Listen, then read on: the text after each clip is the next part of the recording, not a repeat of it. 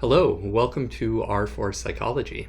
I'm Andy Hills from the University of Mississippi, and in this video, we're going to be looking at how to install and load packages in R.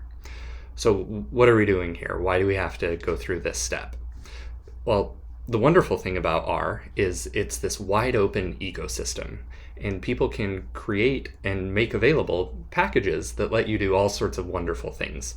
So when people talk about using R, often that's shorthand for using the packages within R, which enables you to do all sorts of things. There are literally thousands of packages, and R is much more fun and powerful when we take advantage of that. So let's take a look at how we can actually make full use of these packages.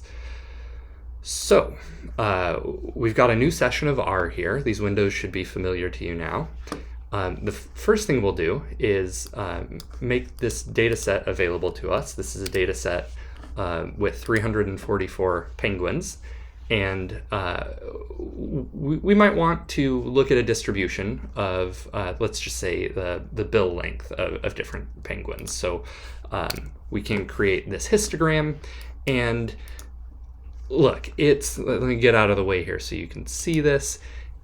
You're not going to hurt my feelings if you tell me this isn't the best histogram in the world. It's kind of ugly, right? We've got these awkward dollar signs showing up in the title and in the label here. The colors are not very appealing, and the scales just don't look great. So if I'm working at the Penguin Company and I show the board of directors this histogram is the product of my work, I'm going to be fired for making ugly histograms. We don't want that. So wouldn't it be wonderful if there were a package out there in R that allowed us to customize and make better looking histograms? Well, there is. It's called ggplot2. So why don't we run some ggplot2 code to make this a better histogram? I've prepared some of that here. We can go ahead and run this, and we get not a histogram, but an error message. And look at this. It says, error could not find function ggplot. Aha. That's because we haven't made the package available here in this session. If we want to use the ggplot function, we need to load the package that makes it available. Now that package is called ggplot2. Here's where you need to pay attention on how to load packages. The first time you need to use the package, you have to install it. And you do that with this function here, install.packages. And you give it the name of the package and you run it. And when you do that, if you're connected to the internet, it will load onto your computer. It'll install. Now, I've already done that, so I'm not going to run this here, but if you're working along with this, you should do that. And you should make sure that ggplot2 is on your computer. Now, you only have to do that once, and then you're done forever. I could close R, reopen it, and I don't need to install ggplot2 again. But what you do have to do every time is run this library command here to load the package. So I don't need to install it, but I do need to run library.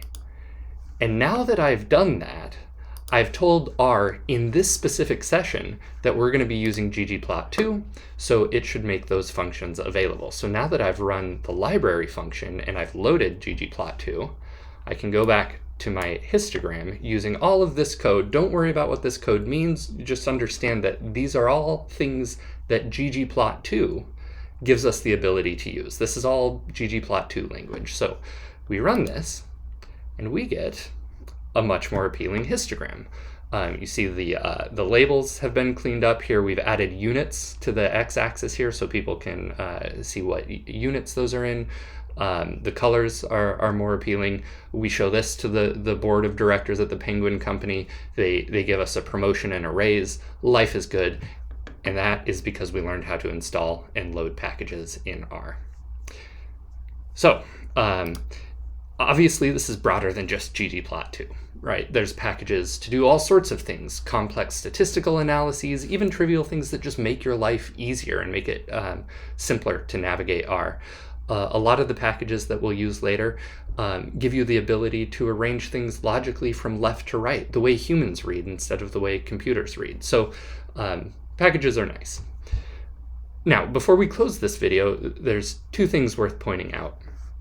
The first is that you might have noticed we have these hashtags here, and the words that appear after the hashtags, that's not our code, those are comments to myself. So the hashtag is how we indicate comments so that R doesn't try to run the notes that we leave ourselves.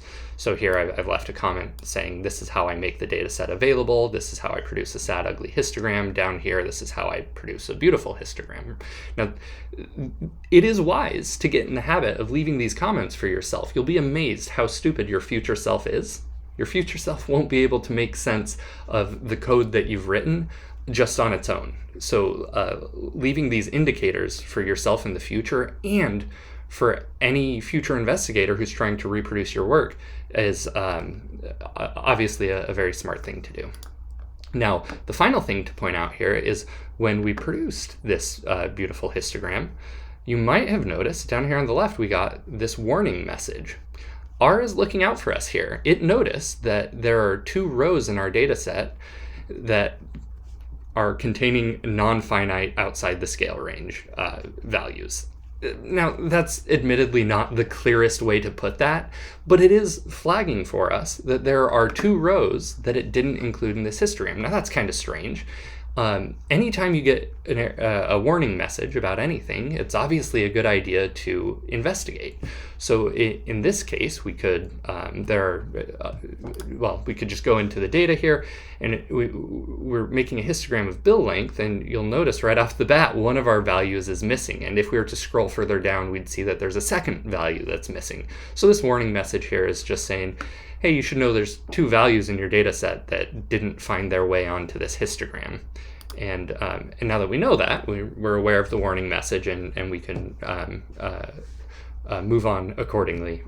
So there you have it. That is how you install and load packages in R. I will see you next time.